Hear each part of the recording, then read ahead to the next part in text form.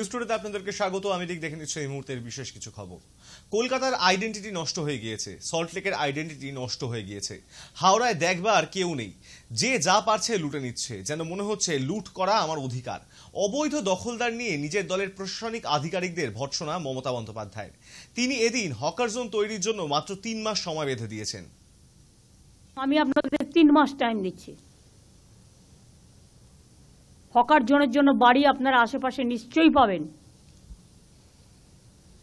না পেলে ছোট্ট একটু জমি নিয়ে করে দিন। আর দয়া করে আমার কাছে প্ল্যানটা পাঠান। কলকাতার আইডেন্টিটি নষ্ট হয়ে যাচ্ছে,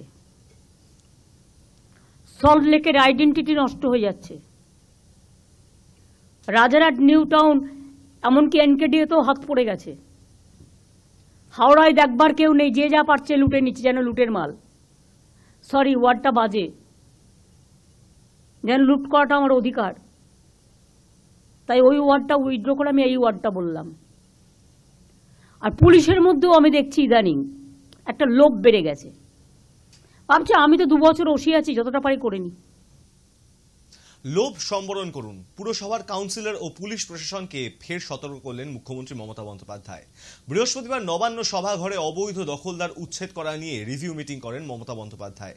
অবৈধ দখলদারের সঙ্গে যুক্ত রাজনৈতিক নেতা কাউন্সিলরদের গ্রেপ্তারের নির্দেশ দেন তিনি। আর এরই মধ্যে গ্রেপ্তার হয়েছেন ডাবগ্রাম ফুলবাড়ির তৃণমূল ব্লক সভাপতি। সেই প্রসঙ্গও তোলেন মমতা বন্দ্যোপাধ্যায়। তার হুঁশিয়ারি, প্রয়োজনে অবৈধ দখলদারিতেও জড়িত পুলিশ আধিকারিকদের বিরুদ্ধে ব্যবস্থা নেওয়া হবে। এটা হকার ভাই বোনেরা আমাকে সাহায্য করবে। যেমন হাতিবাগান, রাস্তা নেই, রাস্তাটা দখল হয়ে গেছে, এতে আমাদের কাউন্সিলরদেরও অনেক দোষ আছে। তারা ভাবে দিয়ে দিলাম, টাকা কিনে নিলাম, মাসে চাঁদা পেলাম, না, হবে না। ডাল ভাত মাছ তরকারি খেয়ে কি সন্তুষ্ট হওয়া যাচ্ছে না? খেতে কি লাগে? এখন তো কেউ বাড়িতে বেড়াতে গেলে মিষ্টিও নিয়ে যায় না, পাছে ডায়াবেটিক হয়ে যায়। তো মানুষের কতটুকু লাগে বাঁচার জন্য? বাঁচার অধিকারের জন্য যতটুকু প্রয়োজন ঠিক ততটুকু কাজে লাগান, তার বেশি নয়। লোভ করা ভালো নয়, লোভ সম্বরণ করুন। এক্ষেত্রে লোকাল যারা আছে, নেতা, পুলিশ, তারা সবচেয়ে বেশি দায়ী। প্রথমে বসাচ্ছেন, তারপরে গিয়ে বুলডোজার দিয়ে উচ্ছেদ করতে যাবেন। আমি এই পলিসিটাকে মানি না। আমি যে পলিসিটা মানি, প্রথম থেকেই রেস্ট্রিকশন করতে হবে। যে কাউন্সিলরের এলাকায় এটা চলবে, সেই কাউন্সিলর অ্যারেস্ট হবে।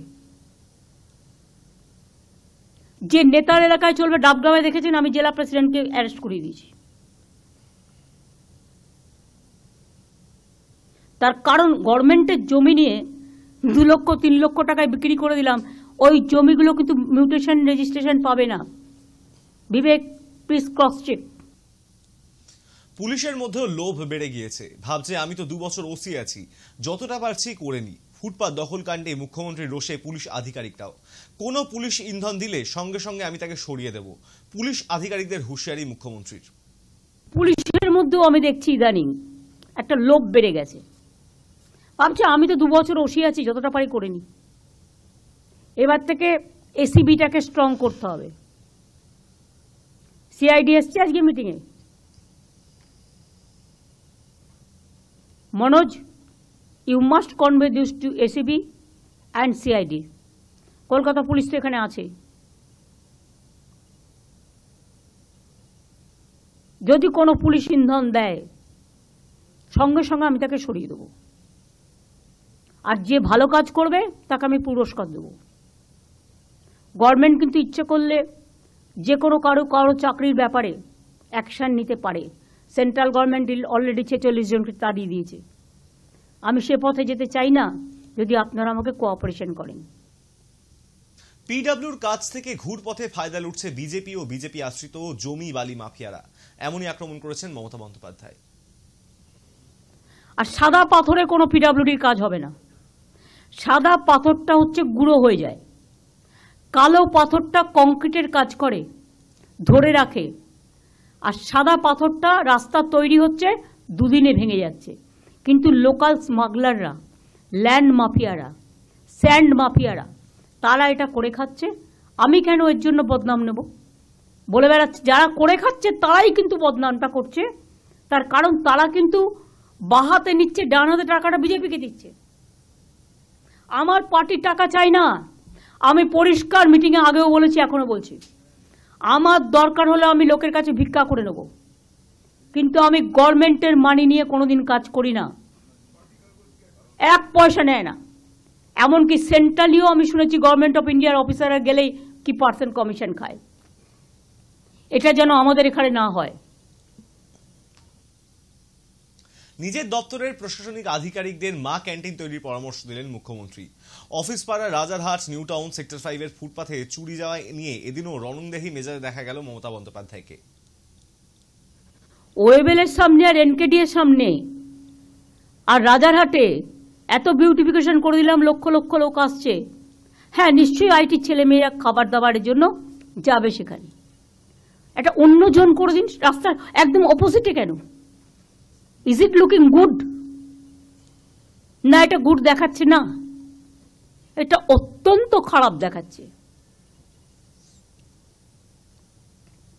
অফিস পাড়ায় দখলে মা ক্যান্টিন করে দিন না। মা ক্যান্টিন ভেন্ডারে বিক্রি করবে, চলে যাবে। বাদবাকি লোকেদের যেটা খাবার ইচ্ছে তাদের জন্য একটু দূরে পরিষ্কার জোন করে দিন। শহরকে সাজাতে সবকিছু ওয়ান আমব্রেলা সিস্টেমে আনতে হবে। প্রশাসনিক আধিকারিকদের এমনই পরামর্শ দিয়েছেন মমতা বন্দ্যোপাধ্যায়। আবর্জনা ফেলা রাস্তায় চলবে না, ইটস এ ক্রাইম, ফাইন করতে হবে। আর আবর্জনা যত আছে আমি বলছি সেন্ট্রাল লেভেল থেকে, not from local level. Tender করা যাবে না, টেন্ডারে টাকা খেয়ে নিচ্ছে, আসল কাজের কাজ কিছু হচ্ছে না। এমন সিস্টেম করতে হবে, সেন্ট্রালি করতে হবে, যে করবে একা সারা বাংলা জুড়ে করবে, তাহলে সিস্টেমটাও এক হবে। প্লাস এখন তো সিস্টেম আছে সলিড ম্যানেজমেন্ট সিস্টেম, তাতে গভর্নমেন্ট রেভিনিউ ইনকামও করতে পারে। প্লাস ময়লাটা একটা জায়গায় ফেলবে, সেখান থেকে সলিড ম্যানেজমেন্ট সিস্টেম তুলে নিয়ে যাবে। আমি দেখি তার উপরেই পড়ে আছে, সেটাকে যদি একটু রংচং করে রাখি লোকে বুঝবেই না এটা যে ওয়েস্ট পেপার বা ওয়েস্টের জিনিসগুলো রাখা হচ্ছে। চোখটাকে একটু লাগাতে হবে। আপনারা কি ভাবেন এই কলকাতা এত সুন্দর এমনি এমনি হয়ে গেছে? রাজারহাট থেকে শুরু করে নিউ টাউন থেকে শুরু করে এটা আমি 10টা ডিপার্টমেন্টকে নিয়ে বসে কনভার্জেন্স করে করিয়েছিলাম তখনকার মেয়রকে নিয়ে। প্রবলেম মনে রাখবেন, এমন রাস্তা আছে কলকাতায়, এপারটা ইরিগেশনের, ওপারটা পিডাব্লিউডি, এপারটা HRBC, ওপারটা কর্পোরেশনের, ওপারটা KMD, ওপারটা মিউনিসিপ্যালিটির। এসবগুলো হবে না। এই পলিসির মধ্যে all will come together, one umbrella সিস্টেমে করতে হবে। যাদের উচ্ছেদ করা হয়েছে তারা যদি সত্যি স্থানীয় বাসিন্দা এবং গরিব হন তাহলে তাদের সাহায্য করা হবে। নবান্ন সভাঘর থেকে আশ্বাস মুখ্যমন্ত্রীর। তার জন্য পুলিশকে সার্ভে করার নির্দেশ দিয়েছেন তিনি। যে লোকগুলোকে ইতিমধ্যেই পুলিশ সরিয়ে দিয়েছে তাদের কি ঠিকানা, কোথায় আছে, কোথায় বাড়ি, সেটা দেখে নাও। একটা সার্ভে করে, পুলিশই করতে পারে এটা, লোকাল পুলিশ যারা করেছে, তারা যদি এখানকার লোক হয় এবং সত্যি গরিব হয়, তার যদি কোনো আর্নিং না থাকে, তাহলে আমি কোথাও না কোথাও জায়গা নিশ্চয়ই খুঁজে দেব। আজকে আমি মলয়, ববি, অরূপ আর অতীন আর দেবাই 5 জনকে বলবো, হাতিবাগান, গ্র্যান্ডের সামনে, নিউ মার্কেটের সামনে, কর্পোরেশনের সামনে একটা সার্ভে করে আসুন। দেখুন কিভাবে শর্ট আউট করা যায়। আমি আপনাদের এটা বলছি না বুলডোজার হাতে নিয়ে যান, কিভাবে শর্ট আউট করা যায় দেখে নিন। অন্য জায়গায় দরকার হলে তাদের বসতে হবে।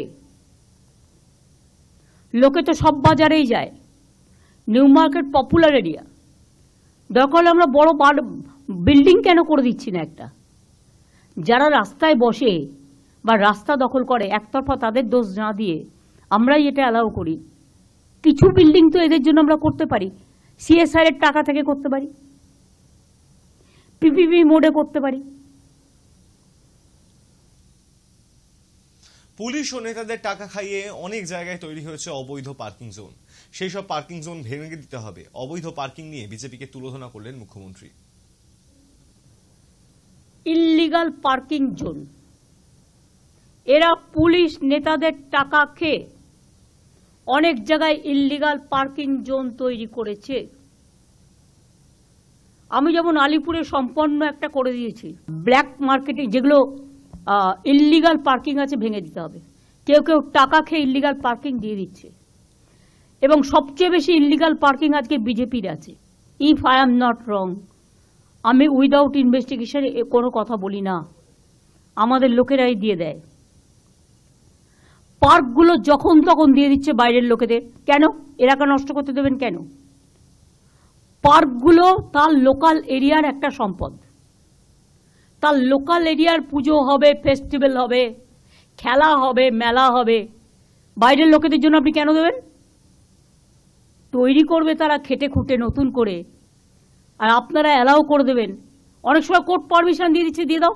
কোর্টকে বোঝাতে হবে যে লোকাল এরিয়ার জন্য এটা করা হয়েছে। This is only restricted for the local area. Police কারো কথা শুনবে না। গভর্নমেন্ট, এটা হচ্ছে government scheme and government policy, এটা মাথায় রাখতে হবে। তাহলে পার্কগুলোও সুন্দর থাকবে এবং তাদের কাজের মধ্যে সীমাবদ্ধ রাখবে। আবর্জনা রাস্তায় ফেললে ফাইন হবে। হাওড়ার বাজার নিয়ে সরব মুখ্যমন্ত্রী। কি বলছেন তিনি হাওড়ার বাজার নিয়ে, শুনুন। হাওড়ার বাজারের অবস্থাও খারাপ, আমি নিজে দেখে এসেছি। ওই বাজারের প্ল্যান আমাকে ইমিডিয়েট দিতে হবে যতগুলো আছে। এবং হাওড়া তো ডিএম আছে নিশ্চয়ই, কমিশনারেট আছে, তাদের কিন্তু সিরিয়াসলি দেখতে হবে। আপনাদের ওখানে দরকার হলে 5টা করে ভালো ছেলে মেয়ে, আরে কত ছেলে মেয়ে আছে বেকার, তারা কিছু করতে চায়, তাদের দিয়ে কাজ করুন না, এক্সপেরিমেন্ট, তাদের ইন্টার্নশিপ দিন। আপনি 2 বছরের জন্য ইন্টার্নশিপ দিন, দেখুন কেমন কাজ করে। তারা এসে খবর দেবে কোনখানটায় জল জমছে, কোনখানটায় এই প্রবলেমটা হচ্ছে, কোনখানটায় এই প্রবলেমটা হচ্ছে, কোনখানটায় আবর্জনা পড়া আছে। আবর্জনা ফেলা রাস্তায় চলবে না, ইটস এ ক্রাইম, ফাইন করতে হবে। পুজো আসছে, এখন থেকে চেক করুন কে কি করছে।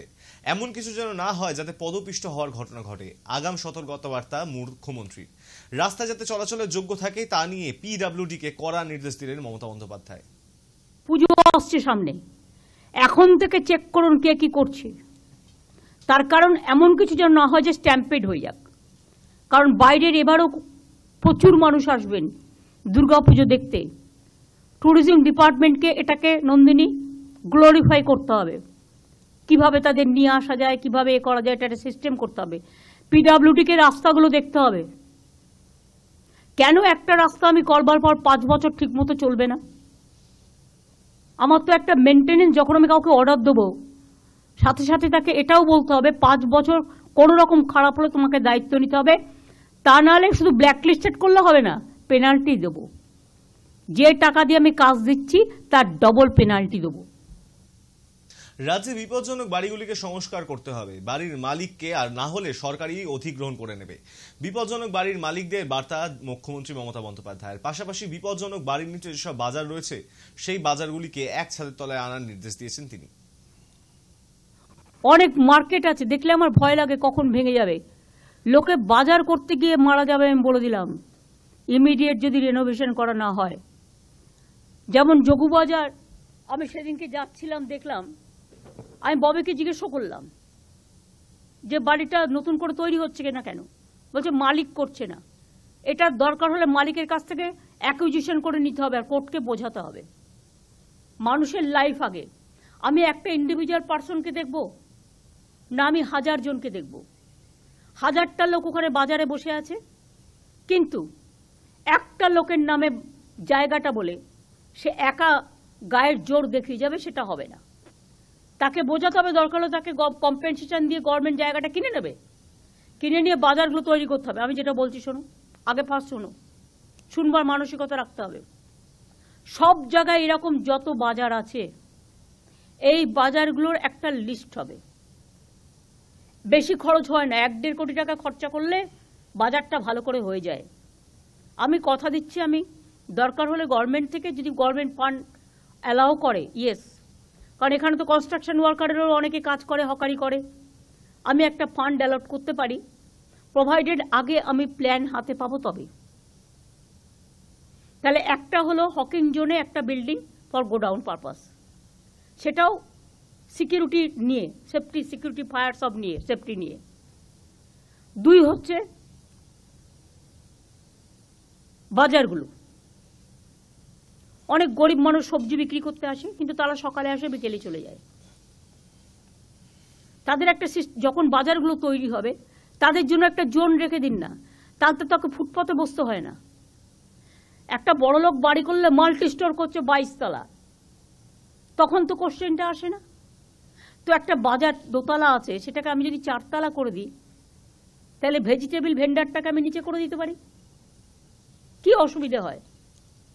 আর একই টাইপের হবে, এটা নয় যে একটা করে পিডব্লিউডি করবে আর একটা করে ডিপিআর দেবে, আর একটা ডিপিআর এ গভর্নমেন্টের কোটি কোটি টাকা নষ্ট হবে। No, only 1 DPR is required. News today এখন এই পর্যন্তই। দেখতে থাকুন হাই নিউজ, নিরপেক্ষ।